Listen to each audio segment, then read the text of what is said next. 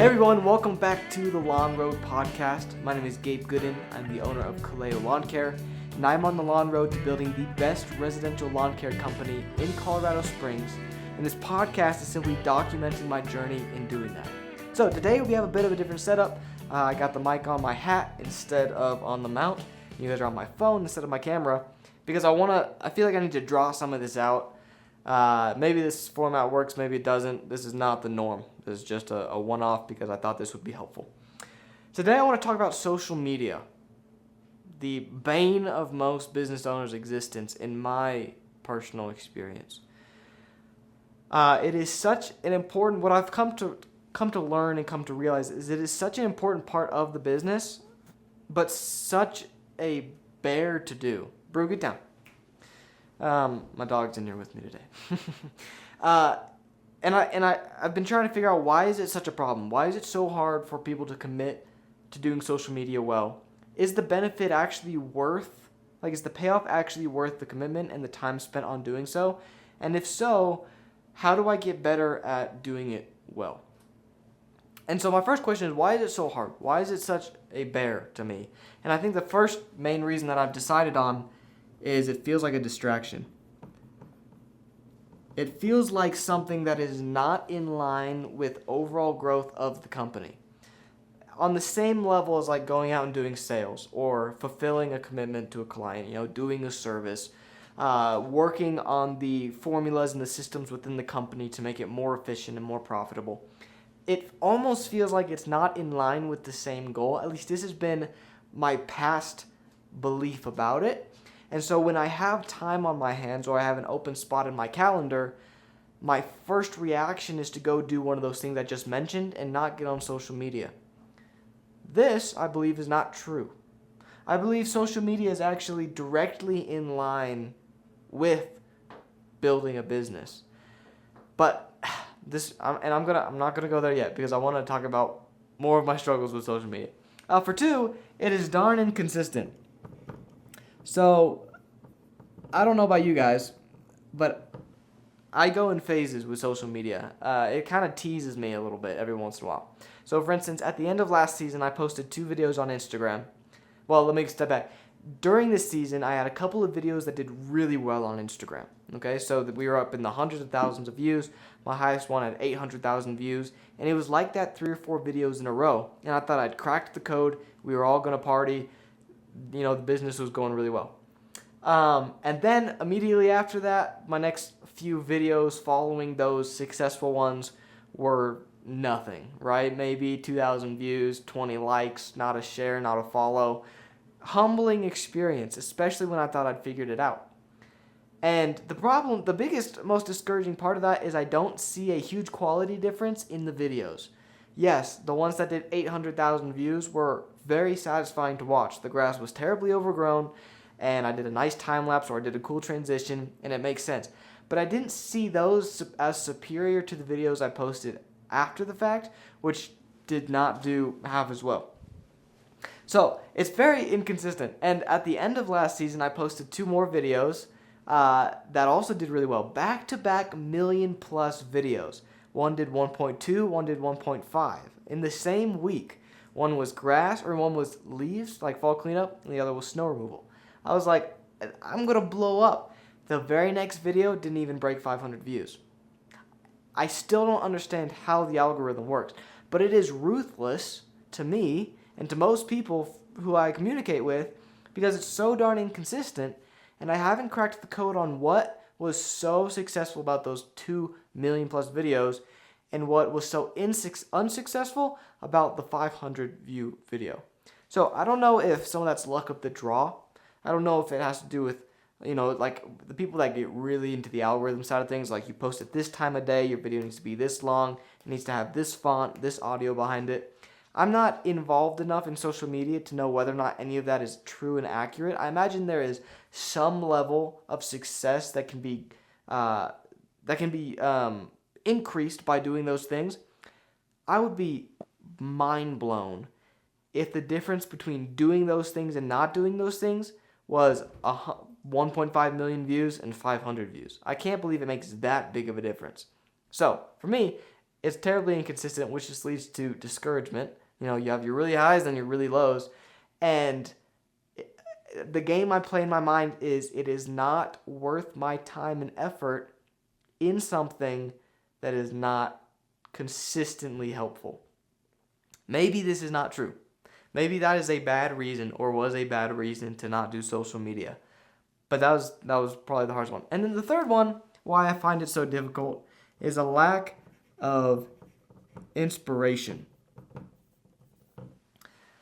Sometimes it's really hard to come up with content. It just is. And especially after a inconsistent or a couple of bad videos that didn't do really well, your initial reaction, or at least my what I get from that, my conclusion with those videos that didn't do very well, is that's the wrong kind of video. And so I delete the possibility of creating more of those videos for my future content. I'm like, those videos didn't work. But if those videos just happen to be the majority of the work that you do, that can be a real struggle to then come up with new content ideas. That's real discouragement when the one thing my company does is not getting me views. Social media just isn't for me. At least that's where my mind goes. So those three things, distraction, inconsistency, and lack of inspiration, have been the biggest factors in holding me back from pursuing social media. My social media game, if you go to my socials, the Kaleo Lawn Care Instagram is super weak. I think I don't even have 300 followers on it. Again, I have these videos that did really, really, really, really well, but for some reason did not lead to growth on the page as a whole. Bro, what are you whining about? Get down. My dog is being a whiny pants. And so that can be frustrating. However, well, no, I'm jumping ahead. So that's been the main reason why I've been lacking in my social media game and have not been able to stay consistent in that. But let me debunk these real quick. All right, so distraction, I don't think is legit. Okay? Because I think it's absolutely in line. The whole point of sales, like sales as a whole, is trying to get in front of potential customers. Okay? At least maybe that's generating leads. However you want to spin it. And that requires being where the eyeballs are. Okay? And the eyeballs are on socials. Which means to do sales well, you got to be on socials because that's where all of the attention is. So it's not a distraction. It is actively doing sales. Okay, you are presenting an offer online. You are presenting clarity. You are presenting trust with your client. And that all happens where the eyeballs are. Now, inconsistency, that one, to be completely honest, I'm still just not sure of. I don't understand why it's so inconsistent. I hear another big reason for a lot of people is social platforms like consistent content. So posting multiple times a day or multiple times a week. So the inconsistent growth of the channel might be due to the inconsistency of my content creation. Very well could be. I just don't know if there's actually formulas that make a huge difference. Okay? And then, so I don't even know what to put for that one. And then inspiration. What I have found, which is really hard for me to believe, is that what I find entertaining to watch is not always what other people are going to find entertaining to watch. And what I don't find entertaining, somebody else might find incredibly entertaining. Which is why you make those videos that you don't think are very good, but you post them anyways. And those are the ones that blow up. Because you are only creating content for what you might like. Right? In a way that you would watch. And you're not thinking about, there's billions of people in the world who are different than you. And their attention might be grabbed by something that's different than yours. So, as far as inspiration goes, basically, everybody's a little bit different, and you shouldn't be so set on creating things that only you would like to watch. Take a risk. Maybe you're going to release a video that you really don't think is very good or interesting, and that's going to be the beginning of a whole series that everybody finds absolutely fascinating. I'm trying to think of an example. Even like maintaining my equipment, that is a chore that I have to do to keep my business running. But maybe that's a side of the business that some people don't know about, like people that are not in business or in lawn care. And so that is new to them, which might be of interest. So I think the inspiration, you can't limit yourself to only what you find interesting. You got to take a chance that maybe other things are interesting to other people and just put out content. Goodness. I'm talking to myself here, by the way, but put out content because maybe you're going to attract somebody that has a different set of interests than you do. Imagine that. So, providing all of this is true. Oh, that's not it. The next thing I want to talk about is my actual experience with social media and why it is. You're going to laugh because social media has actually played a huge part in my business so far, and yet it's still really hard for me to stick to it. So my first contracted lawn care client came from social media. And this client was special, okay? This lady ended up providing way more value to me than just financials. Now, it was a pretty good contract. I had her at $350 per month, which came out to roughly $42 per year. So, as a first contract, that's a good number. Not gonna lie, that felt good. But the value that she actually provided, she was a business owner herself, and she just happened to own a property management company. And so she provided her own personal work, and then she provided thousands of dollars worth of work for her rental properties. So, that's number one. And that was just from, I kid you not, it was a video that got, I don't know, maybe 300 views. And that was just of me pulling weeds at a property. Time-lapse video of weeds. That one video took me less than 5 minutes to create, edit, and post. And it led to, and she was with me for 2 years, and then she moved. So we'll say, and I did 2 side jobs for her. So we'll say total, that brought in $10,000 of work on her personal side. Plus, I know these numbers off the top of my head, but probably, I don't know, we'll say like $6,000 from her rental properties. So let's just guesstimate that one social media post pulling weeds that got 300 views brought in $16,000. Okay? That's crazy. Okay? All because I posted a video. And I have to tell myself now, oh, you just got to post a video. But I don't, because I get frustrated when you don't know when the next video that comes out is going to make you $16,000. Okay, I don't have an excuse in this, okay? A second client that I got from social media. I still have this client. He's a wonderful man. He saw my videos at her property, and he loved watching them. I'd see likes and follows from him, and then he called me one day. He's like, "Hey, I want you at my property," and so he signed me. And guess how much? $350 a month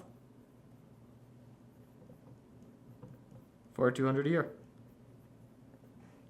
The video that he saw from this first client maybe got 1,000 views.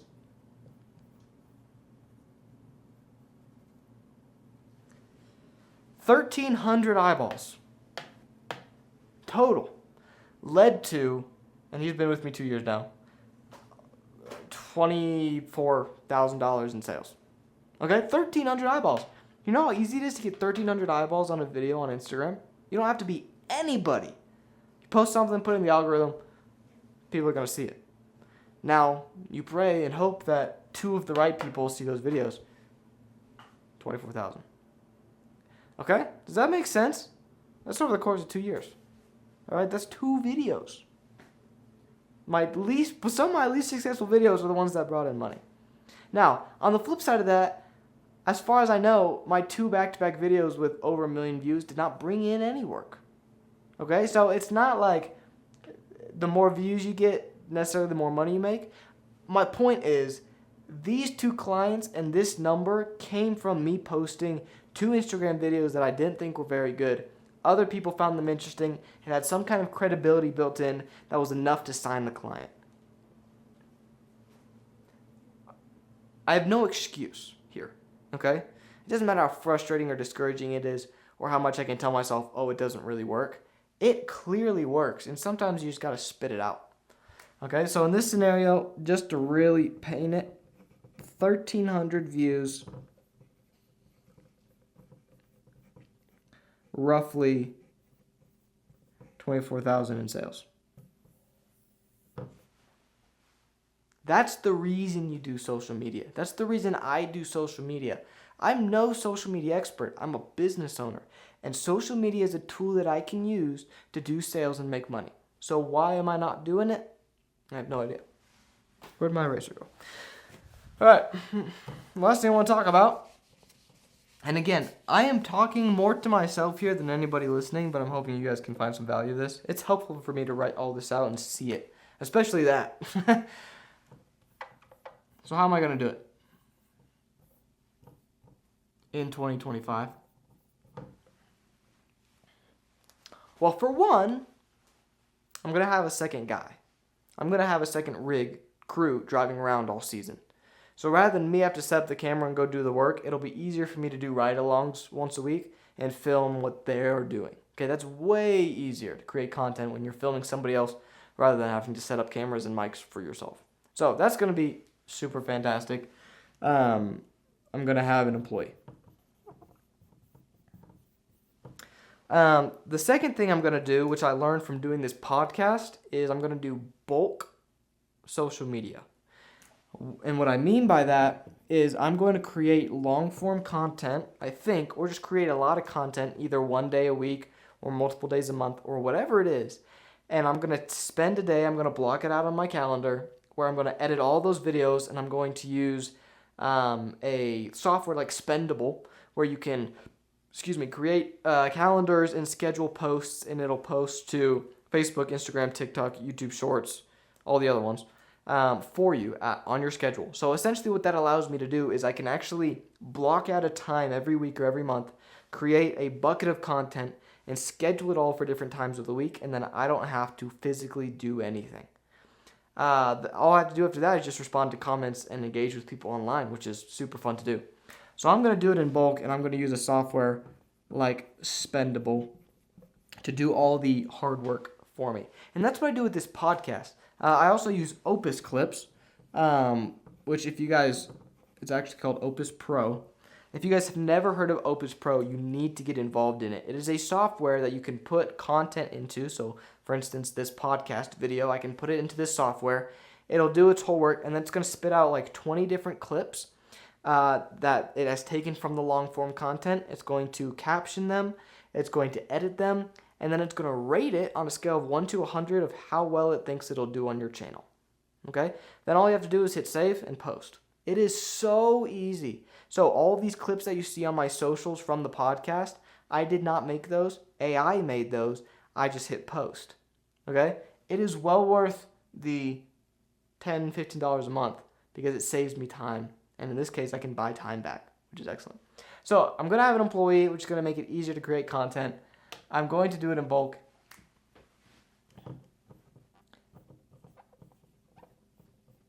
And this year I'm going to track growth.